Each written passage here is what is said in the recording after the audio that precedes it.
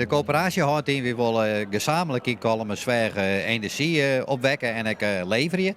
En die coöperatie die heet Kleestersweg. Dus het is een energiecoöperatie van Verkleester en Kolmersweg together.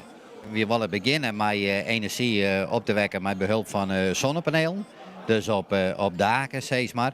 En er zijn heel grote daken op dit moment die worden net benut, vooral op industrieterreinen, op bedrijfsgebouwen. Nou, er is best veel plek voor zonnepanelen.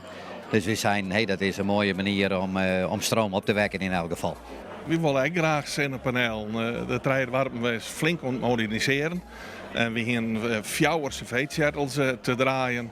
En ja, om die uit te krijgen dan met stroomverwarming. En dat is de enige manier. Wij willen graag rond de 200 zonnepanelen bij de trein op het dak hebben.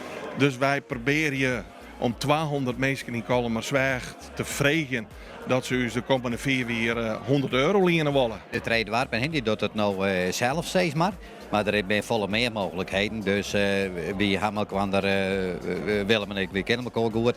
Dus we zijn in gezamenlijkheid, kunnen we dit mooi losloeken. Het is ook een stuk bewustwording bij de mensen van, kunnen we op termijn met minder olie en gas.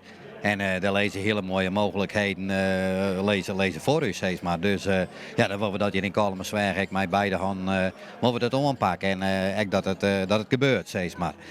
We verwachten dat de mensen uit Kolmersweg zelf, dat die er straks actief aan mij doen. En dus juist in de meerskip om die hinnen, ik steeds meer mensen ben ervan overtuigd van op dit vlak, daar kunnen we al een heel grote mooie dingen doen.